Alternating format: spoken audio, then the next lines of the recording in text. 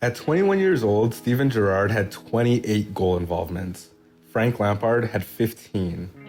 And Dele Alli had 60 at age 19. Wayne Rooney had 30 Premier League goals. Michael Owen had 40. We often forget about how scary these players were before the injuries, the mental health battles, and the locker room wars took over. You think you know their stories, but you've forgotten just how high they climbed before the fall. Let's look at the careers that should have changed football forever, but ended up becoming one of the most heartbreaking what-if stories in the history of the beautiful game. Owen, he could be away here. Michael Owen, he's got goals with him, but it's still Owen. Oh, what a goal! Michael Owen was a youth phenomenon until his hamstrings completely left the chat. In 1989, it took one moment to make him a household name, the solo goal against Argentina. He cooked both center backs and slotted it home at the ripe age of 18. And by 21, he'd won a treble with Liverpool, winning the UEFA Cup, the FA Cup, and the League Cup. And to add to his resume, he also won the Ballon d'Or this season. At 18 and 19, Owen won back-to-back Golden Boots with 18 goals in each season. Before age 20, he had 40 Premier League goals, more than Wayne Rooney's 30 and Robbie Fowler's 35 at the same age as him. His 2001-02 season was peak though, with 28 goals in all competitions. But the tragedy started in April 1999 away at Leeds. He was only 19 years old and he was chasing a ball, and he felt a snap instantly and went down. It was a ruptured hamstring, but because medical science wasn't what it is today, they didn't surgically repair it. The tendon recoiled and reattached in the wrong place, and this left him with 3 tendons in one hamstring and only 2 in the other for the rest of his life. And he was never a Ferrari again. He had to reinvent himself as a poacher. He still managed 158 goals for Liverpool before he went to Madrid, where he became the best goals to minutes ratio in the league, scoring 16 goals in 45 games. But in 2006 against Sweden, his ACL snapped, and that was actually the end. As Owen said, "I should be sprinting now, but I can't."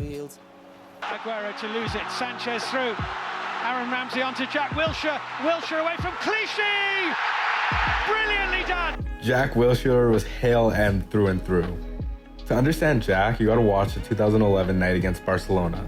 At 19 years old, he didn't just survive against Xavi, Iniesta, and Busquets, he dominated them. He had a 93.5% pass accuracy, and was the perfect bridge between the defense and the attack that game. Xavi later said that Wilshere was going to be the future of English football. The issue was his invitational play style. He kept the ball so close that defenders had to bite, and then he'd nip it away right at the last moment. And it always made for nasty highlights, but invited so much heavy contact. In 2011, a stress fracture in his ankle cost him 528 days, and the what-if moment came in 2014. In a friendly against Denmark, Daniel Agger went in for a 50-50 and it totally crushed Jack's ankle. Jack actually played another 45 minutes on what turned out to be a hairline fracture. Later that year, Paddy McNair took him out again, and what was supposed to be 6 weeks became a whole year. And then came a fibula fracture. Owen was a finished product that got broken, but Wilshere was a masterpiece we only ever got to see the sketch of. Adriano, buona l'azione Adriano, salta l'uomo, secondo, attenzione, salta il terzo, Adriano, tiro, Adriano didn't lose his career to injury, he lost it to a broken heart. If you played PES 6, you know he was a cheat code, but in real life he was even scarier. He had the strength of Drogba, but the pace of a winger. In 2005, he was the best number 9 on earth. But that summer, in a hotel room, he got a phone call that his father had passed away. His father was his anchor. Javier Zanetti also said that Adriano started screaming in a way that no one could imagine.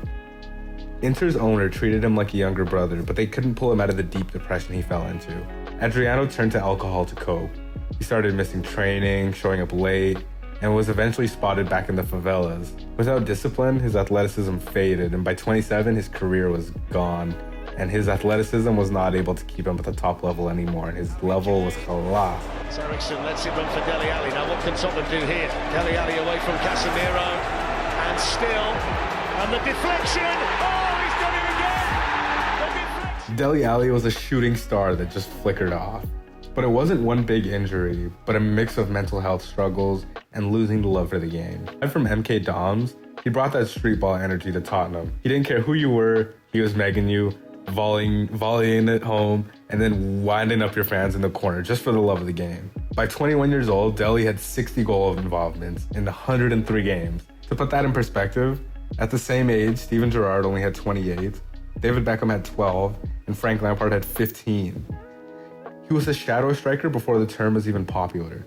In 2020, Jose Mourinho gave him that prophetic warning.